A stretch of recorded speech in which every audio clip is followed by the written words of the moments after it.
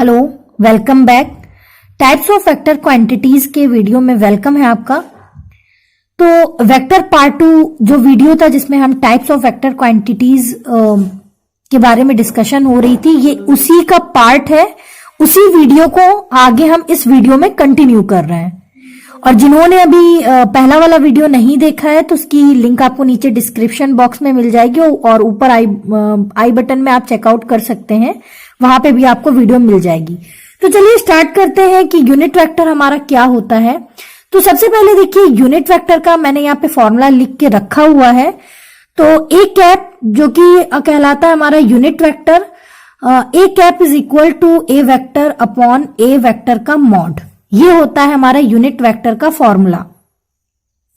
तो देखिए unit vector क्या है। यूनिट वेक्टर को हम ऐसे रिप्रेजेंट कर सकते हैं कि a unit vector is a vector having unit magnitude and is drawn in the direction of a given vector.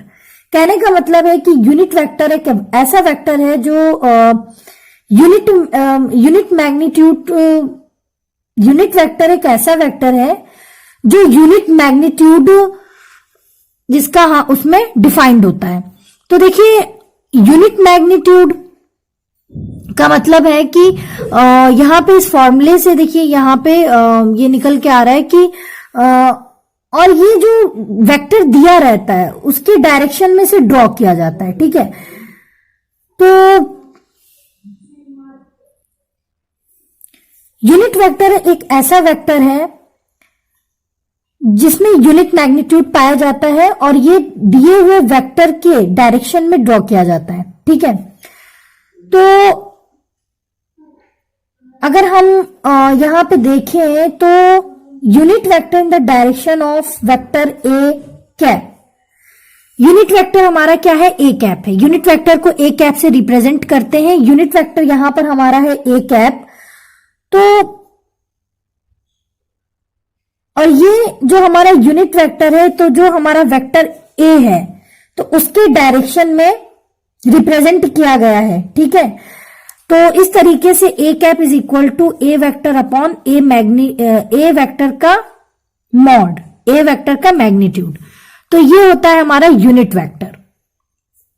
Unit vector in the direction of unit vector A cap in the direction of vector A is represented by a cap is equal to a vector upon a vector का mod। ये होता है हमारा unit vector जो कि बहुत ही important होता है। यहां पे मैंने लिख के रखा हुआ है। जब हम स्केलर और वेक्टर क्वांटिटीज में जब हम न्यूमेरिकल्स को सॉल्व करते हैं तो यूनिट वेक्टर का फॉर्मूला हमें याद होना चाहिए। तो यूनिट वेक्टर का बहुत जगह पे यूज है स्केलर वेक्टर क्वांटिटीज में, और ये 11th का टॉपिक भी है। तो अब हम आगे बढ़ते हैं और यूनिट वेक्टर हमारा हो गया। अब हम देखते हैं कि हमारे और कौन कौन से वेक्टर होते हैं, ठीक है। को इनिशियल वेक्टर, तो देखिए ये जो हम यहां पे बता रहे हैं को इनिशियल वेक्टर है, एंड इसके बाद हमारा आएगा को टर्मिनस वेक्टर। तो ये दोनों वेक्टर बस आप देख लीजिए, मैं यहां पे बता दे रही हूं, ये इतना इंपॉर्टेंट नहीं है। बस वेक्टर्स, टाइप्स ऑफ वेक्टर्स है तो सारे वेक्टर्स बताना जरूरी भी है, बट ये इतना इंपॉर्टेंट नहीं है। बस समझ लीजिए कि को इनिशियल वेक्टर क्या होता है और को टर्मिनस वेक्टर क्या होता है। तो देखिए ये हमारा डायग्राम है कुछ इस तरीके का।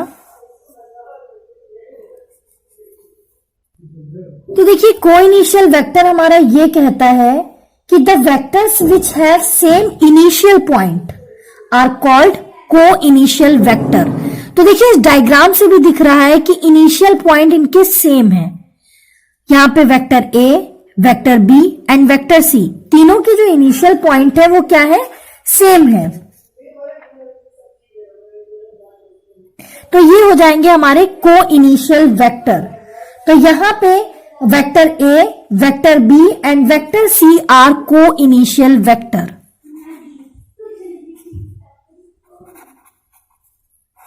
एंड वेक्टर सी आर को इनिशियल वेक्टर, ठीक है।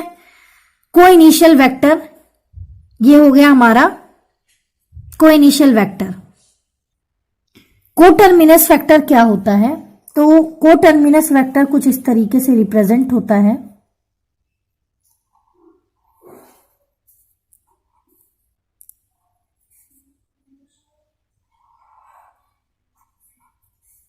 ठीक है, vector A, vector B and vector C, ये तीनों हमारे वेक्टर हैं जो कि एरो से रिप्रेजेंट हो रहे हैं। वेक्टर को एरो से रिप्रेजेंट किया जाता है। तो यहां पे हमारा the vectors having common terminal point are called coterminous vector. ऐसे वेक्टर जिनके कॉमन टर्मिनल पॉइंट हो तो ऐसे वेक्टर हमारे को टर्मिनस वेक्टर कहलाते हैं। तो देखिए यहाँ पे जो टर्मिनल पॉइंट है तीनों वेक्टर के वो कॉमन है ना। तो तीनों के टर्मिनल पॉइंट क्या है, कॉमन है, तो इसको इस टाइप के वेक्टर्स को बोला जाता है को टर्मिनस वेक्टर। तो देखिए parallel and anti parallel vectors क्या होता है, ये छोटी छोटी सी डेफिनेशन आ रही है वेक्टर अलजेब्रा से और बहुत मामूली है, बट आपको पता होना चाहिए कि आप कहीं भी वेक्टर्स देख रहे हैं तो ये किस तरीके का वेक्टर है, पैरेलल है, एंटी पैरेलल है। तो जो इंपॉर्टेंट है, तो देखिए इस वीडियो में जो इंपॉर्टेंट है वो है यूनिट वेक्टर और हमारा है जीरो वेक्टर, क्योंकि जीरो वेक्टर की जो प्रॉपर्टीज है, जीरो वेक्टर और नल वेक्टर भी कहते हैं उसे, तो जीरो नल वेक्टर की जो प्रॉपर्टीज है वो बहुत ही इंपॉर्टेंट होती हैं। तो वीडियो को पूरा देखिएगा, पॉज मत करिएगा, क्योंकि अभी आपका ये इंपॉर्टेंट है, null vector and their properties. तो चलिए हम देख लेते हैं कि हमारा parallel and anti parallel vector क्या है। देखिए ये क्या है, कुछ नहीं है, ये हमारा एक ब्लॉक है, कुछ नहीं है, फिर भी हम बता रहे हैं कि ब्लॉक है। आप यही कहेंगे ना, नहीं बट ये ब्लॉक है हमारा, ठीक है।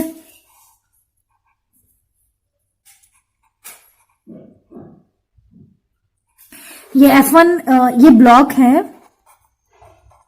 एंड ये हमारा F1 वेक्टर है एंड ये F2 वेक्टर है। तो जो F1 वेक्टर है उसका फोर्स इस तरफ है और F2 वेक्टर का फोर्स इस तरफ लग रहा है, ये फोर्स इधर है। तो ऑफ कोर्स जाहिर सी बात है कि F1 और F2 हमारा फोर्स है और force is a vector quantity, पता होगा आपको। तो यहां पे क्या है कि बहुत छोटी सी बात है कि पैरेलल वेक्टर क्या होता है। ऐसे वेक्टर जिनमें सेम डायरेक्शन होता है वो होते हैं हमारे पैरेलल वेक्टर्स। अच्छा, एक वेक्टर यहां पर भी है, छूट गया है, ठीक है। तो देखिए पैरेलल वेक्टर्स क्या होता है, two vectors are said to be parallel if they have same direction. कहने का मतलब है कि दो वेक्टर को हम तब पैरेलल कहेंगे जब उनमें सेम डायरेक्शन होगी, तो वो हो जाएंगे हमारे पैरेलल वेक्टर। जैसे कि यहाँ पे F1 और A वेक्टर हमारा क्या है, पैरेलल वेक्टर है, ठीक है।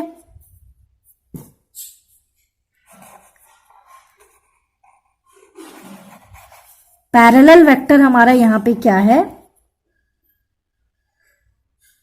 A और F1।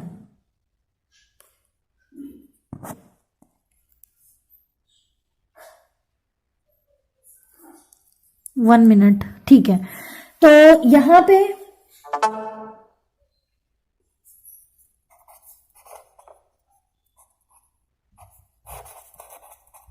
और एंटी पैरेलल वेक्टर क्या होता है, जस्ट उसका अपोजिट होता है एंटी पैरेलल वेक्टर।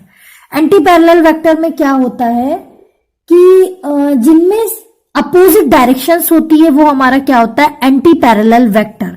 तो यहां पे F2 एंड F1 क्या है, हमारा एंटी पैरेलल वेक्टर है, ठीक है। तो यहां पे हम लिख देते हैं एंटी, बाकी ये तो वही हो जाएगा। एंटी पैरेलल वेक्टर हमारा क्या होगा, F1 एंड F2।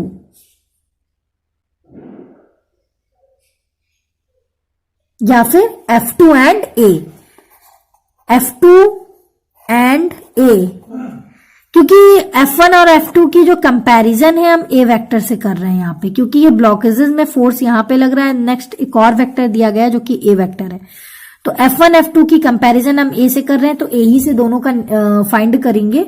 तो F1 A1 क्या है, पैरेलल वेक्टर है एंड F1 और A नहीं सॉरी F2 और A क्या है, एंटी पैरेलल वेक्टर है। F1 और A पैरेलल वेक्टर है, F2 और A हमारा क्या है, एंटी पैरेलल वेक्टर है। ठीक है, तो यहां पे तो हो गया पैरेलल और एंटी पैरेलल की बात। मतलब कि कहने का मतलब है ऐसे वेक्टर जिनमें सेम डायरेक्शन हो वो हमारे होते हैं पैरेलल वेक्टर, और जिनमें अपोजिट डायरेक्शन हो वो होते हैं हमारे एंटी पैरेलल वेक्टर। और वैसे भी सिंपल सी बात है, पैरेलल इस तरीके से होता है ना, दो लाइनें इक्वल डायरेक्शन में हो तो वो पैरेलल होती हैं।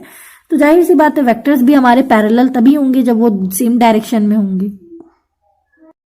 नल वेक्टर और जीरो वेक्टर क्या होता है, तो देखिए यहां पे इसको डिफाइंड किया गया है।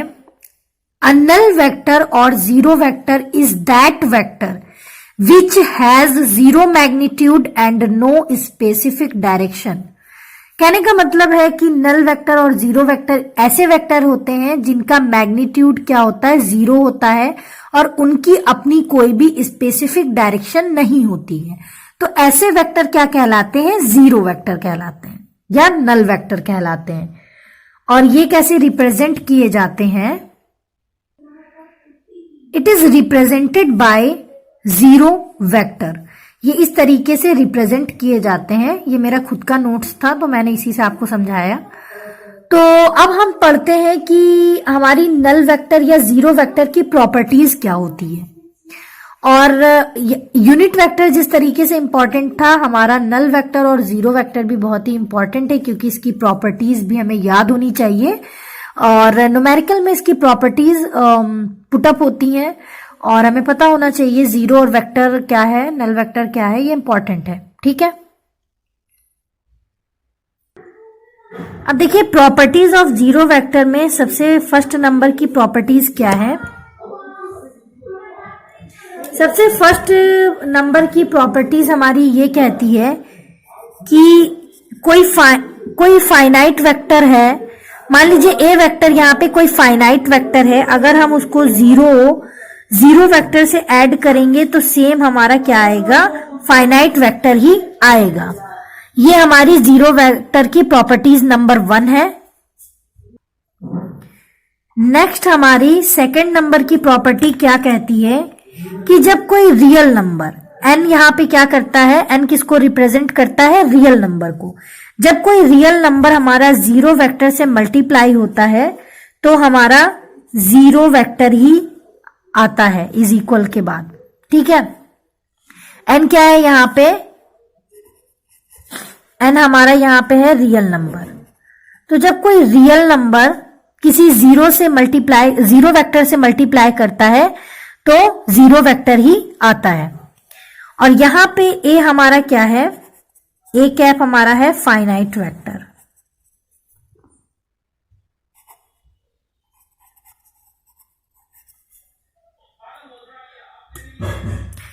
एंड हमारी थर्ड नंबर की प्रॉपर्टीज क्या कहती है,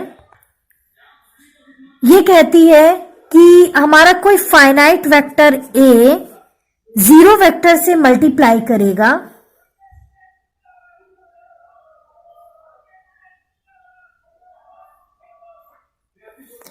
तो हमारा क्या आएगा, वेक्टर जीरो वेक्टर।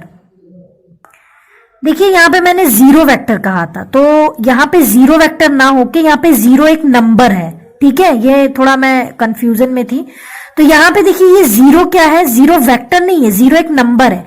तो जब हमारा ए वेक्टर जो कि क्या है, फाइनाइट वेक्टर, जब हमारा कोई फाइनाइट वेक्टर जीरो नंबर से मल्टीप्लाई करेगा तो हमारा जो वेक्टर आएगा वो जीरो वेक्टर आएगा। ठीक है, तो ये इंपॉर्टेंट है और ये थोड़ा समझने वाली भी प्रॉपर्टीज है क्योंकि इसमें कंफ्यूजन है ना। अभी हमने यहाँ पे जीरो वेक्टर कह दिया था, तो जीरो वेक्टर नहीं, जीरो नंबर से जब कोई फाइनाइट वेक्टर की मल्टीप्लीकेशन होगी तो वो किसके इक्वल होगा, जीरो वेक्टर के।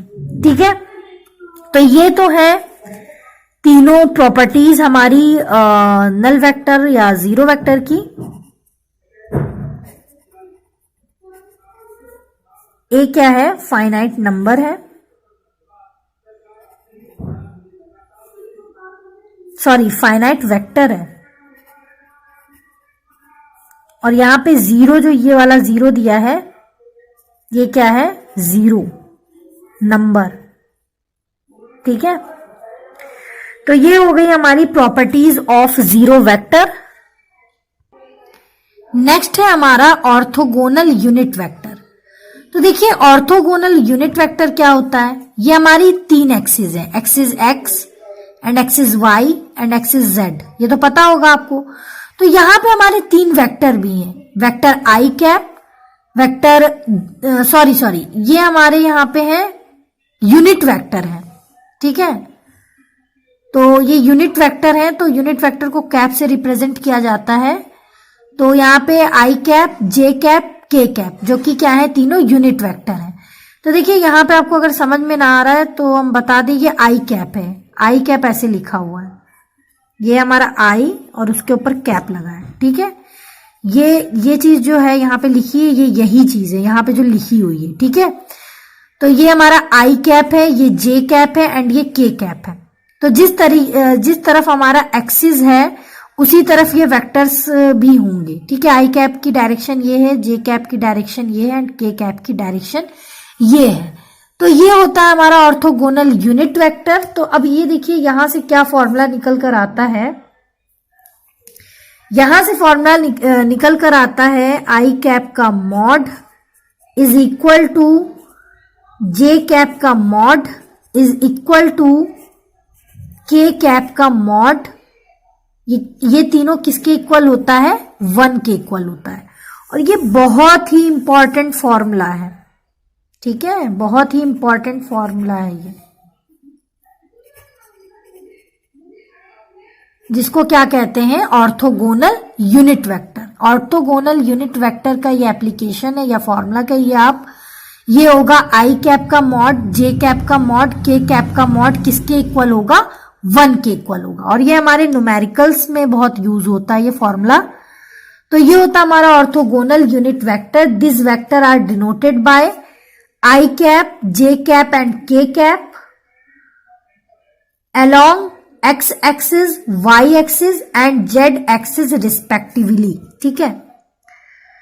तो this vectors are denoted by i cap, j cap, k cap and along the axis x axis, y axis and z axis, then respectively I cap mod is equal to z cap mod is equal to k cap mod is equal to 1। ये हो जाएगा हमारा orthogonal unit vector.